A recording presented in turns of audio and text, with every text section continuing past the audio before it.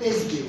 এরপর আমি যে কোনো একটা কি এই যে প্রোডাক্ট আছে, তার প্রোডাক্ট আমি যে কোনো একটা প্রোডাক্টে ক্লিক করতে পারি, কন্টেন্ট ভিউ। এইটারে বলতেছে কন্টেন্ট ভিউ। ঠিক আছে, এটা কি কন্টেন্ট ভিউ, যে আমি এই প্রোডাক্টটা দেখতে আছি এটার বলতেছে কন্টেন্ট ভিউ। এগুলো কি প্রত্যেকটা ইভেন্ট দেখেন, এই জায়গা এই যে একটা কার্ড দেখেন, এটা বলে কার্ড। আমরা চাইলে কি এই যে কর্নারে শপিং, হ্যাঁ এইটারে কার্ড, আমরা অ্যাড টু কার্ড, ধরেন এটা আমার পছন্দ হইছে এটা আমি নিব। যেরকম শপিং মলে গেলে আমরা কি করি, যে যে প্রোডাক্টগুলো পছন্দ আমরা কি একটা ঝুলিতে রাখি না, সেম ভাবে আমার যে এই জায়গা দিয়ে যা যা পছন্দ হবে আমি অ্যাড টু কার্ডে রাখবো। দেখেন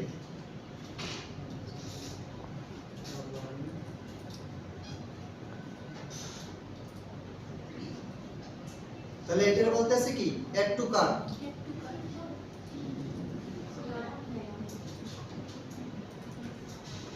দেখেন আমার একটা কিন্তু এই কার্ডে অ্যাড হইছে, দেখেন এই কার্ডে দিলে আমার একটা অ্যাড হইছে।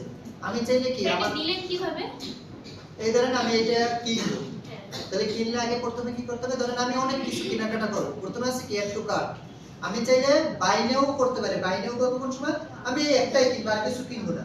আর আমি যদি একসাথে অনেক কিছু কিনি তাহলে আমি কি করব, এই যে কার্ডে অ্যাড করে রাখবো, এই যে অ্যাড টু কার্ট। দেখেন অ্যাড টু কার্ডে দিছি পর আমার কয়টা হইছে, দুইটা।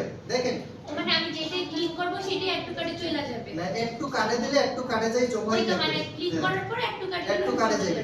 আমি সবগুলো কি মানে এখন কি ঝুলিতে রাখতে আছি, তারপর একসাথে করব। এটা হলো কি কার্ড। আমি এরকমও করতে পারি অ্যাড টু কার্ড। এটা হলো তিনটা, আর একটা হলো ইনিশিয়াল চেকআউট।